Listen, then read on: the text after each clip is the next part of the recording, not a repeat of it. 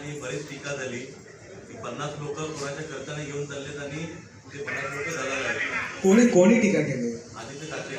आदित्य ठाकरे हे आदूबाळ खरोखरच बाळ आहे आणि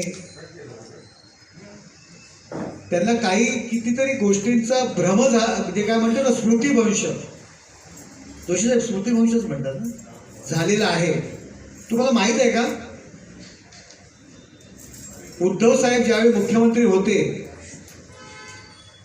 आणि अशाच पद्धतीने डावोसला परिषद होती तेव्हा उद्योग मंत्र्यांनी जावं लागतं,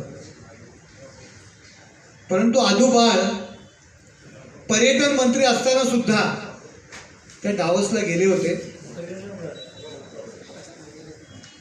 म्हणजे आपण लहानपणी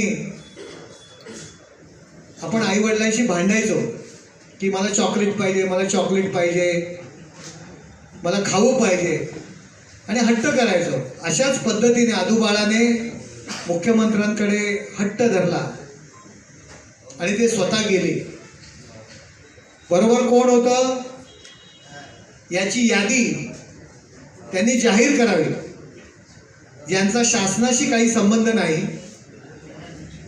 उद्योगाशी संबंध नाही, म्हणजे खऱ्या अर्थाने उद्योग, त्यांच्या इतर उद्योगाशी त्यांचे संबंध होते, अशी मंडळी आदित्य ठाकरे डावोसला घेऊन गेले.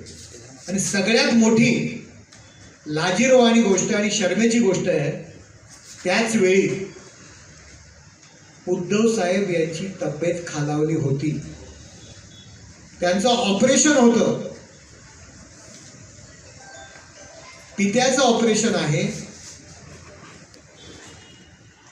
कठीण ऑपरेशन आहे.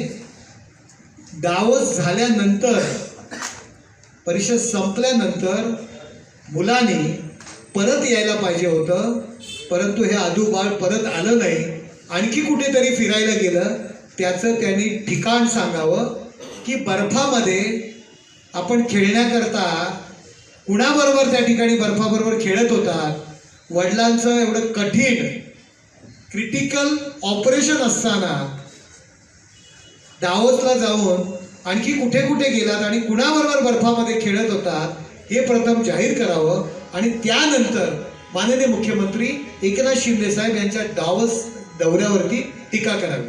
आपणा सर्वांनाच माहीत आहे की संपूर्ण हिंदुस्थानच नव्हे तर जगभरामध्ये जो आनंद आहे तो सगळीकडे साजरा केला जात आहे. गेले कित्येक वर्षाची मागणी शिवसेना प्रमुख माननीय बाळासाहेब ठाकरे यांचं स्वप्न होतं की अयोध्येमध्ये राम मंदिर निर्माण व्हावं आणि आता तो मंदिरामध्ये रामलल्लाच्या मूर्ती स्थापन होणार आहे. माननीय पंतप्रधान नरेंद्र मोदी साहेब की देशभरामध्ये दिवाळी साजरी करा, त्याचबरोबर त्यांनी आवाहन केलं होतं की देशातील सर्व जी काही मैदानं देवळं आहेत त्या देवळं साफसफाई मोहीम असेल. माननीय मुख्यमंत्री एकनाथ शिंदे साहेबांनी, मोदी साहेबांनी जो दिलेला कार्यक्रम आहे तात्काळ त्याचा अंमलबजावणी केली आणि आपल्या सगळ्यांच्या साक्षीने श्री कोपिनेश्वराच्या मंदिरामध्ये, त्या कोपिनेश्वरामध्ये स्वतः त्यांनी उपस्थित राहून दुसऱ्या दिवशी सकाळीच 12 तास जात नाही त्याच्या सहभागी होऊन स्वच्छता मोहीम सुरू केली. तशाच पद्धतीने ठाण्यामध्ये माननीय मुख्यमंत्री एकनाथ शिंदे साहेब यांच्या उपस्थितीत प्रतिकृती आहे त्याची मिरवणूक ठाण्यात निघणार आहे. कोपिनेश्वराच्या मंदिरापासून ती जी मिरवणूक निघणार ती रजिस्टर ऑफिस आणि शेवटच्या टोकापर्यंत होळकरांचा जो चौक आहे सन्माननीय त्यांच्या तिथपर्यंत ती मिरवणूक निघणार आहे. पूर्ण जग राममय झालं. ज्या ज्या ठिकाणी आपले भारतीय आहेत, हे राम मंदिर व्हावं म्हणून दिघे साहेबांनी सुद्धा चांदीची वीट प्रथम अयोध्येला पाठवली होती. आणि त्यामुळे हे राम मंदिर होतंय हा प्रत्येक ठाणेकराचा सुद्धा त्या सोहळ्यामध्ये सहभागी होता यावं याकरता आपण हा सोहळा आयोजित केलेला आहे. त्या रथ मिरवणुकीमध्ये विविध भाषिक, विविध प्रांत यांचे विविध लोककला, त्याच्यामध्ये वारकरी असतील, लेझिम असेल, बँड असेल, श्रीरामाची प्रतिकृती असेल, अशी विविध, नाशिक ढोल असेल, अशी ती मिरवणूक देखणी आणि लोकांच्या लक्षात राहील अशी मिरवणूक ती निघणार आहे श्रीराम मंदिर प्रतिकृतीची. आणि त्यानंतर तलावामध्ये त्याचवेळी तलावामध्ये तरंगता रंगमंच, तरंगता स्टेज आपण बनवतोय. त्यावरती श्रीरामावरती असलेली, प्रभू रामचंद्रांवरची गीतांचा कार्यक्रम त्या ठिकाणी असणार आहे. त्याचबरोबर आपल्या तलावामध्ये श्रीरामांच्या आयुष्यावर एक लेझर शो, पहिल्यांदाच मासुंदा तलाव या ठिकाणी एवढा मोठा लेझर शो त्या ठिकाणी ठाणेकरांसाठी आपण करणार आहोत. त्यानंतर ठाणेकरांच्या वतीने आपलं ठाण्याचं कौतुक आणि ठाण्याचा अभिमान माननीय मुख्यमंत्री एकनाथ शिंदे साहेब आहेत, त्यांच्या हस्ते, जरी ते महाराष्ट्राचे मुख्यमंत्री असते तरी ते एक ठाणेकर आहेत आणि आपला हक्क त्यांच्यावर आहे, त्यांचा हक्क आपल्यावर आहे. आणि म्हणून सर्व ठाणेकरांच्या वतीने माननीय मुख्यमंत्री एकनाथ शिंदे साहेब रामाची आरती त्या तलावामध्ये होणार आहे. त्याकरता बनारसवरून जे काही महंत आहेत आणि त्या ठिकाणी जे आरती करतात ते महंत खास ठाण्यात येणार आहेत. एक वेगळा सोहळा त्या ठिकाणी तुम्हाला बघायला मिळणार आहे. त्याचबरोबर फटाक्यांची आतिषबाजी, प्रदूषणमुक्त अशा फटाक्यांची आतिषबाजी सुद्धा त्या तलावामध्ये मोठा शो त्या ठिकाणी होणार आहे. आणि अशा पद्धतीने हा संपूर्ण सोहळा ठाण्यामध्ये शिवसेना ठाणे जिल्हा शाखेतर्फे आम्ही साजरा करतोय. मुख्यमंत्री एकनाथ शिंदे साहेब आहेत, खासदार डॉक्टर श्रीकांत एकनाथ शिंदे साहेब आहेत, आमचे आमदार प्रताप सरनाईक, माजी आमदार रवींद्र फाटक, त्याचबरोबर उद्योग मंत्री उदय सामंत साहेब हे सुद्धा या सोहळ्यामध्ये सहभागी होणार आहे. हा सोहळा यशस्वी होण्याकरता महिला आघाडीच्या आमच्या ठाणे जिल्हा प्रमुख सौ मीनाक्षी शिंदे, उपजिल्हा प्रमुख रमेश वैती, शहर संघटक ठाणे महापालिका अशोक वैती, आमचे शहराचे सगळे प्रमुख हेमंत पवार, राम रेपाळे, राजू फाटक, विलास जोशी, अनिल भोर, बाळा गवस, हे सर्व मंडळी माध्यमातून शिवसैनिक, नगरसेवक, कुठे कुठे मिरवणुका आहेत, कुठे कुठे महाआरती आहे, विविध कार्यक्रमांचं आयोजन केलेलं आहे. पण संपूर्ण ठाणेकरांनी एकत्र हा 20 तारखेला जो संध्याकाळचा कार्यक्रम आहे 5:30 वाजता आमची जी काही रॅली आहे ती श्रीराम रथ रॅली ती सुरू होणार आहे. त्यासाठी खास पुण्यावरनं सुद्धा बँड आहे. अशी खूप चांगली जी काही प्रसिद्ध हलगी आहे, केरळाची लोककला आहे, विविध समाज आहे, हे सर्वजण, आणि शीख समाज असेल, मुस्लिम समाज असेल, हे सर्वजण या मिरवणुकीमध्ये सहभागी होणार आहे. ठाण्याची मिरवणूक असणार आहे.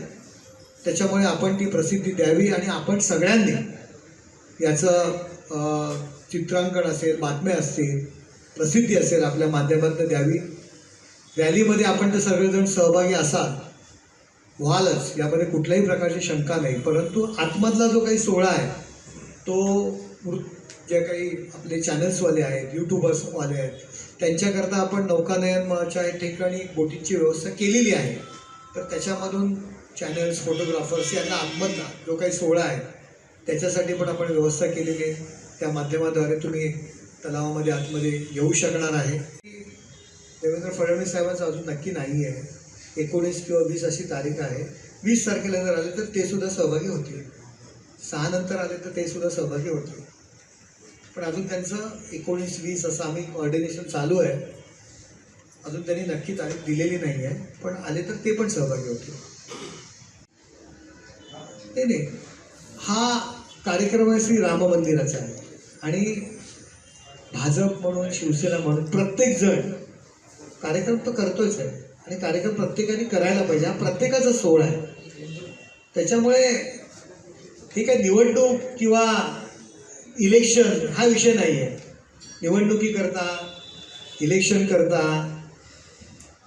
आम्ही सगळेजण एकत्रच कार्यक्रम करतो. आपण पाहिला झालेला मेळावा जो काही अगदी प्रचंड गर्दी होता, परंतु प्रत्येक जण, प्रत्येक शाखा, प्रत्येक विभाग, प्रत्येक एरिया हा कार्यक्रम करतो. आणि एक म्हण आहे, थेंबे थेंबे तळे साचे. असे प्रत्येकाने छोटा छोटा कार्यक्रम केल्यानंतर एक मोठा महासागर ॲटोमॅटिक तयार होतो आणि तशा पद्धतीने आमचं कामकाज सुरू आहे. महायुती प्रत्येकजण साजरा करतो, प्रत्येकजण साजरा करतो. म्हणजे माझ्या माहितीनुसार की आजच मला कार्यक्रमानिमित्त आहे की शरद पवार गटाची माणसं सुद्धा साजरी करतात असं मला, आता त्यांना नंतर पक्षात ठेवतील की मला माहिती नाही, परंतु शरद पवार गटाची माणसं सुद्धा कार्यक्रम साजरे करत आहेत. सगळ्यांनाच देणार आहोत. सगळ्या लोकांना आम्ही ठाण्यातले आमदार, खासदार सगळ्यांना बोलवणार आहोत. आपण ज्यांनी श्रीरामाबद्दल अपशब्द वापरले अशा माणसाला त्या कार्यक्रमात बोलवून हे आम्हाला चुकीचं वाटतं, म्हणून त्यांना काही आमंत्रण देणार नाही. कारण त्याला गालबोट लागण्यासारखं आहे. त्यांना आमंत्रण देणं म्हणजे गालबोट लागण्यासारखं आहे. त्याच्यामुळे आम्हाला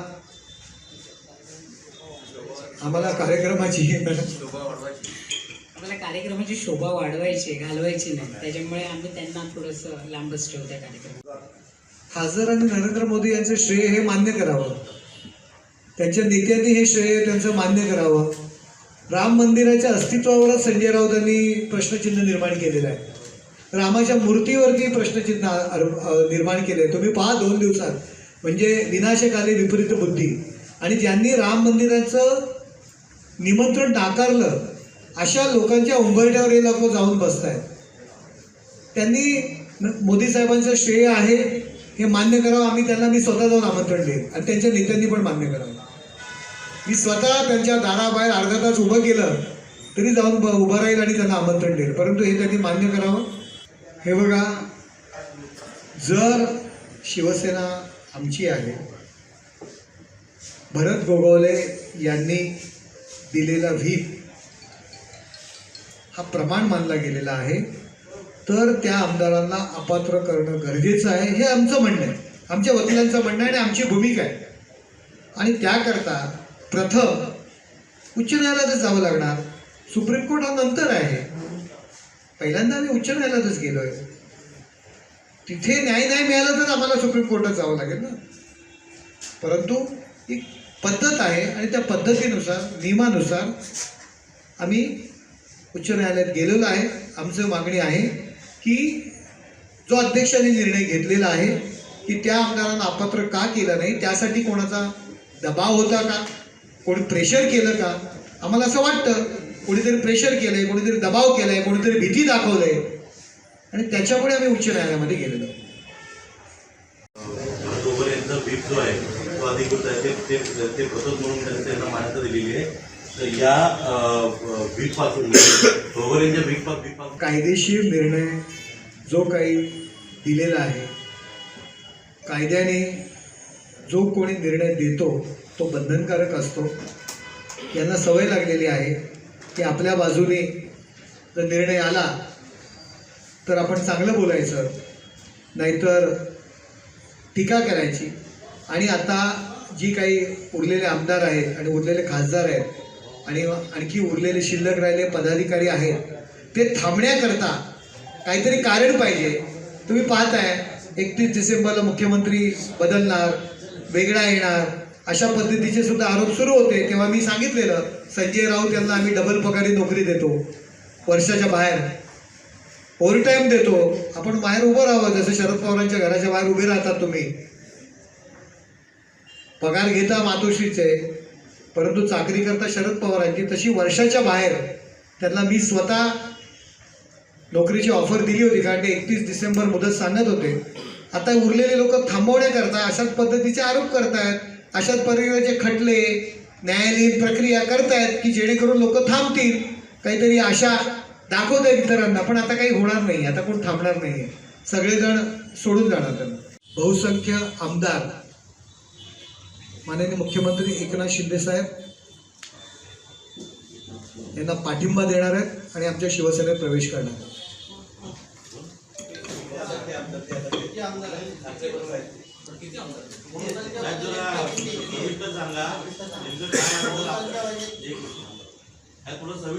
तुम्हाला समजेल, किती लोक आपल्या तुम्हाला समजेल आणि हा कळेल. प्रवेश सोहळा कधी होणार आहे?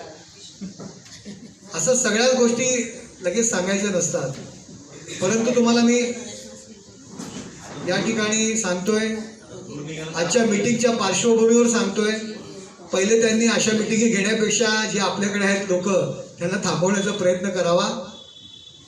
बहुसंख्य आमदार आणि बहुसंख्य महत्वाचे पदाधिकारी शिवसेनेत प्रवेश करणार आणि माननीय मुख्यमंत्री एकनाथ शिंदे यांना पाठिंबा देणार.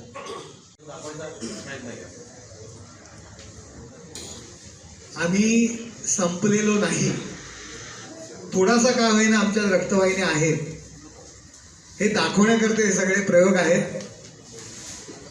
महापत्रकार परिषद हा पहिल्यांदा शब्द ऐकायला मिळतोय. पत्रकार परिषद असते, महापत्रकार परिषद. ज्यावेळी पत्रकारांना भेटायला पाहिजे होतं, पत्रकारांशी बोलायला पाहिजे होतं, आपण काय करतोय हे सांगायला पाहिजे होतं, तेव्हा मी आणि माझे कुटुंब आणि माझा लॅपटॉप यातून बाहेर नाही आले. आता काय सांगणार पत्रकारांना? त्यामुळे आम्ही थोड्याफार रक्तवाहिन्या आमच्यात आहेत, हे दाखवण्याकरता हे सगळे प्रयोग सुरू आहेत. एबीपी माझा, उघडा डोळे बघा नीट.